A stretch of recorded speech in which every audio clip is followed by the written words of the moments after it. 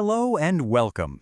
Today we're doing something a little different. We're going to jump back in time, a whole century, to look at this wonderfully charming guide from 1922 all about designing gift cards with a real personal touch. So let's see what some vintage wisdom can teach us in our modern world. I mean, you know the feeling, right? You're standing in the aisle, you're looking through rack after rack of cards, and just nothing feels quite right. It's a totally modern problem, or so you'd think. Turns out, people were feeling the exact same way over 100 years ago. And this is our guide, Pedro J. Lemos. Writing way back in 1922, he saw this exact thing happening. He saw people searching and searching, only to walk away with a card they weren't really happy with. He spotted this huge disconnect between what people wanted to say and the cards they had to say it with.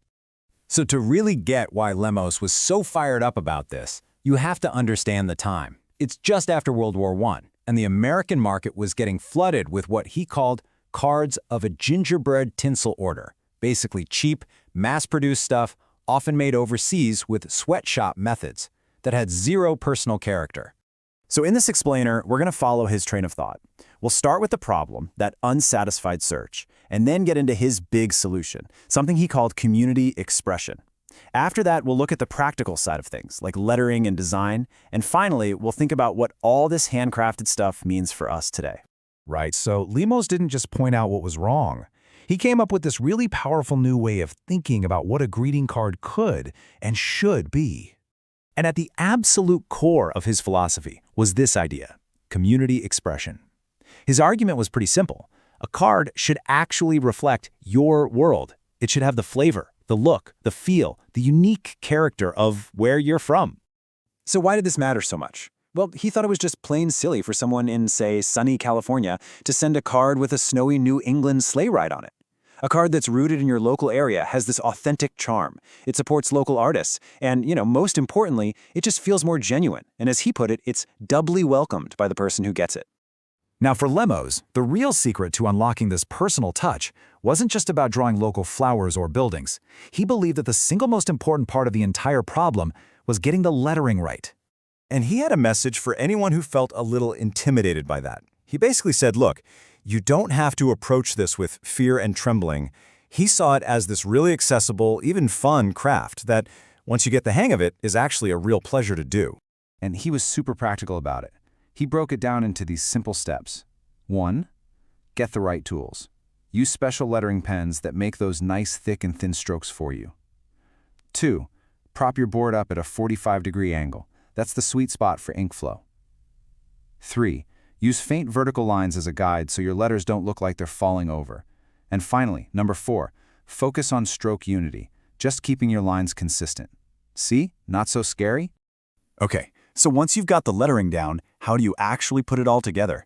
How do you combine it with images and colors to make a card that looks great? Well, let's get into Lemos' advice on design. Lemos had some strong opinions on this. He really pushed designers to stay away from the gaudy colors you'd see on those mass-produced cards.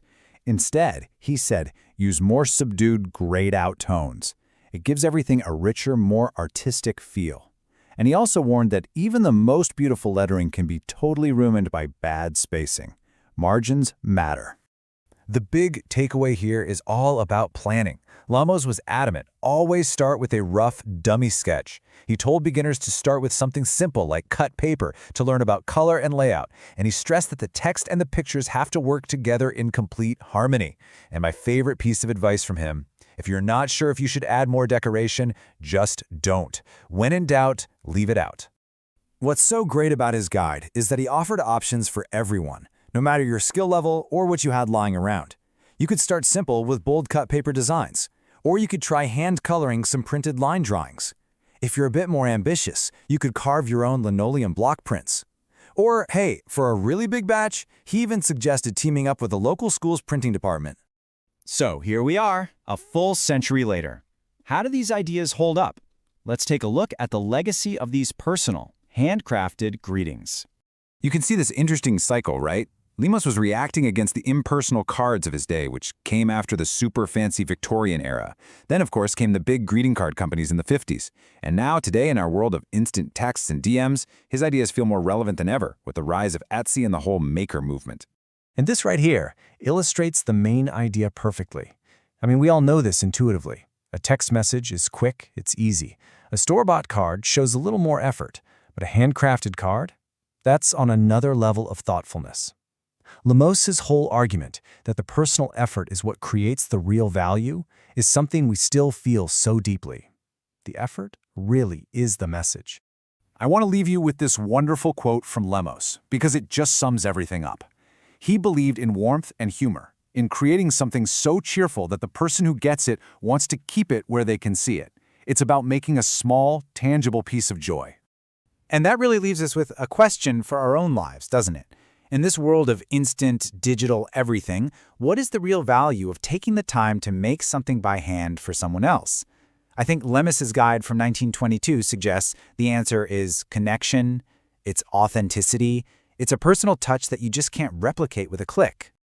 Thanks so much for joining us for this little trip back in time. This has been for entertainment and educational purposes only.